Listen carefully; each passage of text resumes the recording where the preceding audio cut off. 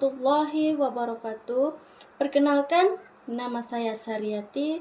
Saya salah satu mahasiswa dari Universitas Islam Indragiri, Prodi Manajemen semester 2. Nah, pada kesempatan kali ini, saya akan mempresentasikan mata kuliah Ekonomi Makro yang dibimbing oleh dosen atas nama Haji Agus Maulana, SEMM. Adapun judul materi yang akan saya bahas pada kali ini yaitu pengertian ekonomi makro terdapat dalam buku ajar. Nah, sebetulnya apa sih ekonomi makro itu? Mari kita bahas. Makroekonomi merupakan cabang ilmu ekonomi yang mempelajari perilaku dan kinerja perekonomian secara keseluruhan. Fokus utamanya adalah pada perubahan agregat seperti pengangguran, produk domestik bruto atau PDB, dan inflasi. Ekonomi makro memiliki 4 indikator utama. Yang pertama itu ada produk domestik bruto atau PDB, yaitu ukuran total nilai barang dan jasa yang diproduksi dalam suatu negara dalam periode waktu ke waktu. Yang kedua itu ada inflasi, yaitu tingkat kenaikan harga barang dan jasa dari waktu ke waktu. Yang ketiga yaitu ada pengangguran, yaitu persentase angkatan kerja yang tidak memiliki pekerjaan tetapi sedang aktif mencari pekerjaan. Nah, yang terakhir atau yang keempat yaitu pertumbuhan ekonomi, yaitu peningkatan kapasitas produk suatu perekonomian dari waktu ke waktu. Sejarah perkembangan ekonomi makro. Sejarah ekonomi makro dimulai sejak tahun 1700-an dengan kontribusi dari tokoh-tokoh seperti Adam Smith dan John Stuart Mill. Namun, istilah ekonomi makro ini baru digunakan pada tahun 1940-an.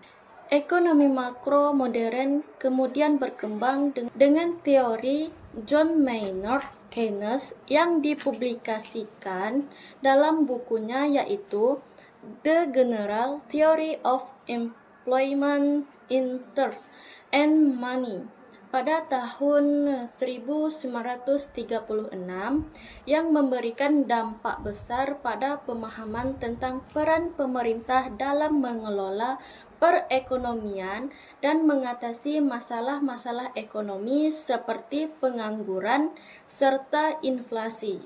Teori Keynes ini menjadi landasan penting bagi perkembangan ekonomi makro selanjutnya dan masih dipelajari serta diterapkan dalam kebijakan ekonomi hingga saat ini. Faktor-faktor yang mempengaruhi pertumbuhan ekonomi makro. Yang pertama, itu ada sumber daya alam, yaitu ketersediaan dan kualitas sumber daya alam. Yang kedua itu ada tenaga kerja, yaitu jumlah keterampilan dan produktivitas tenaga kerja sangat memengaruhi kemampuan ekonomi untuk tumbuh. Yang ketiga itu ada investasi dan modal. Investasi dan modal seperti infrastruktur, teknologi, serta peralatan meningkatkan produktivitas tenaga kerja. Yang keempat itu ada kebijakan pemerintah, kebijakan fiskal dan moneter yang mendukung pertumbuhan seperti investasi dalam pendidikan, infrastruktur, mendorong ekonomi berkembang lebih pesat. Pengaruh ekonomi makro dalam kehidupan sehari-hari. Ekonomi membantu pemerintah dalam merumuskan kebijakan ekonomi, moneter, dan fiskal yang dapat mempengaruhi kehidupan sehari-hari masyarakat. Model ekonomi makro digunakan oleh bisnis untuk menetapkan strategi di pasar domestik dan global yang dapat mempengaruhi kesempatan kerja, harga barang, dan lain-lain. Investor menggunakan model ekonomi makro untuk memprediksi dan merencanakan pergerakan di berbagai kelas aset yang dapat mempengaruhi keputusan investasi dan keuangan. Kemudian ekonomi makro juga mempengaruhi variabel-variabel ekonomi seperti pengangguran, inflasi, dan produk domestik atau PDB yang dapat mempengaruhi kehidupan sehari-hari masyarakat. Kemudian apa saja manfaat ekonomi makro ini? Nah, manfaat ekonomi makro ini yaitu menjelaskan bagaimana ekonomi berfungsi.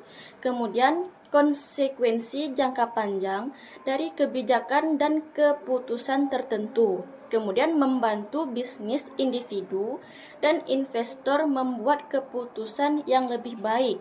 Nah, perbedaan ekonomi makro dan ekonomi mikro yaitu ekonomi mikro mempelajari perilaku individu, rumah tangga, dan perusahaan dalam membuat sebuah keputusan. Sedangkan ekonomi makro yaitu mempelajari perekonomian secara keseluruhan termasuk kebijakan pemerintah dan faktor eksternal.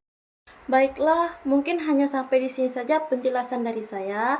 Lebih dan kurangnya saya mohon maaf. Wabillahi taufiq wal hidayah. Wassalamualaikum warahmatullahi wabarakatuh. Fekon hebat, Unisi berjaya dan gemilang.